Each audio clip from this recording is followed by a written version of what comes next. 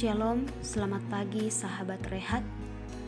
Bersyukur hari ini kita kembali berjumpa melalui Rehat, Renungan Harian Teraya, edisi Selasa, tanggal 8 Februari tahun 2022. Kita akan membaca dan merenungkan firman Tuhan yang terambil dari kitab pertama Timotius pasal 3 ayat 1 sampai ayat 13. Sebelumnya, mari kita berdoa. Dengan penuh sukacita ya Tuhan, kami kembali menghadap hadirat-Mu di pagi hari ini. Terima kasih untuk berkat-Mu yang selalu kami rasakan dalam kehidupan kami hingga di pagi hari ini. Kami hendak mendengarkan firman-Mu yang akan menjadi cerminan bagi kami dalam menjalani kehidupan anugerah Tuhan. Ya Tuhan, bersabdalah, kami telah siap mendengar. Di dalam nama Tuhan Yesus kami berdoa. Amin. Surat Paulus yang pertama kepada Timotius, pasal 3 ayat 1 sampai ayat 13. Syarat bagi penilik jemaat. Benarlah perkataan ini. Orang yang menghendaki jabatan penilik jemaat menginginkan pekerjaan yang indah. Karena itu, penilik jemaat haruslah seorang yang tak bercacat, suami dari satu istri, dapat menahan diri, bijaksana, sopan, suka memberi tumpangan, cakap mengajar orang, bukan peminum, bukan pemarah, melainkan peramah. Pendamai, bukan hamba uang, seorang kepala keluarga yang baik, disegani dan dihormati oleh anak-anaknya.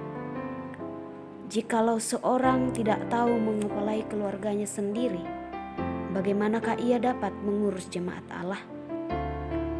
Janganlah ia seorang yang baru bertobat, agar jangan ia menjadi sombong dan kena hukuman iblis. Hendaklah ia juga mempunyai nama baik di luar jemaat, agar jangan ia digugat orang dan jatuh ke dalam jerat iblis. Demikian juga diaken-diaken, haruslah orang terhormat. Jangan bercabang lidah, jangan penggemar anggur, jangan serakah, melainkan orang yang memelihara rahasia iman dalam hati nurani yang suci. Mereka juga harus diuji dahulu, baru ditetapkan dalam pelayanan itu setelah ternyata mereka tak bercacat. Demikian pula istri-istri, hendaklah orang terhormat. Jangan pemfitnah, hendaklah dapat menahan diri dan dapat dipercayai dalam segala hal. Diaken haruslah suami dari satu istri dan mengurus anak-anaknya dan keluarganya dengan baik. Karena mereka yang melayani dengan baik beroleh kedudukan yang baik, sehingga dalam iman kepada Kristus Yesus mereka dapat bersaksi dengan leluasa. Demikian firman Tuhan. Amin. Melalui pembacaan kita di pagi hari ini diberikan satu tema perenungan, yaitu kriteria, atoran. Sahabat Rehat, Pilpres baru akan dilaksanakan pada tahun 2024 mendatang. Tetapi konstelasi politik di Indonesia saat ini sudah mulai memanas. Banyak tokoh yang terus berusaha mencari simpati rakyat sebagai pemilik kedaulatan yang akan memilih secara langsung. Dalam memilih, tentu masing-masing punya kriteria tertentu, seperti harus bersih dari kasus politik, harus mengerti Pancasila, harus merakyat, dan sebagainya. Demikian pula yang disampaikan Rasul Paulus kepada Timotius untuk disampaikan kepada jemaat Tuhan mengenai kriteria atau syarat menjadi penilik jemaat dan diaken. Syarat tersebut bertujuan untuk mengarahkan calon yang akan dipilih agar hidup sesuai dengan kehendak Tuhan yang memberikan jabatan tersebut.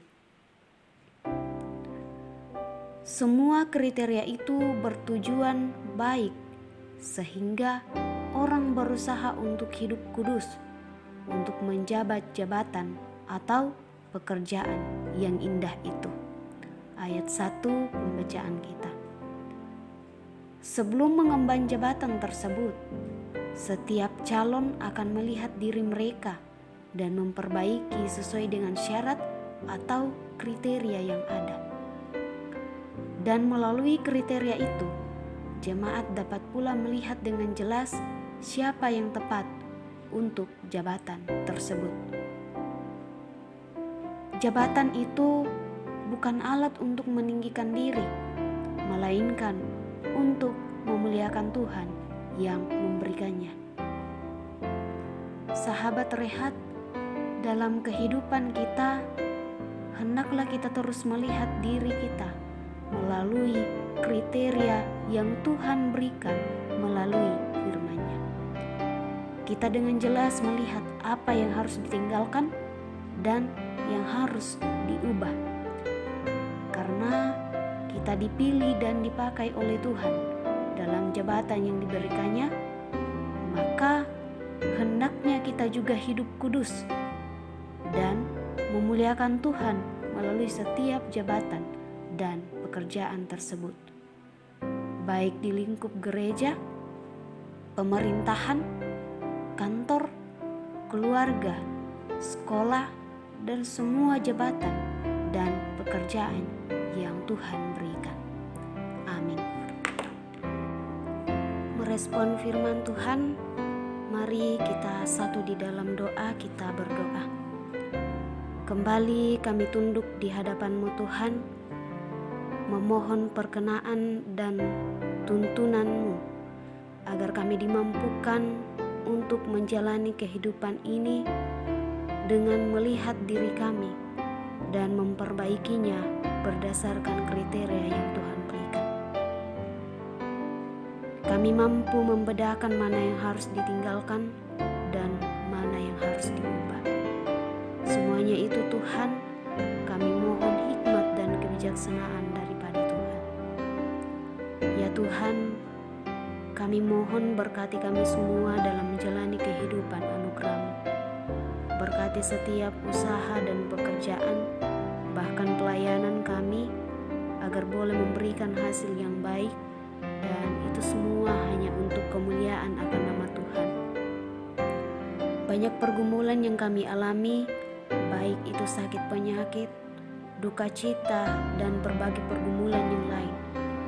Tuhan, kami percaya Engkau yang akan terus menopang kami, menguatkan kami dalam menjalani hidup ini.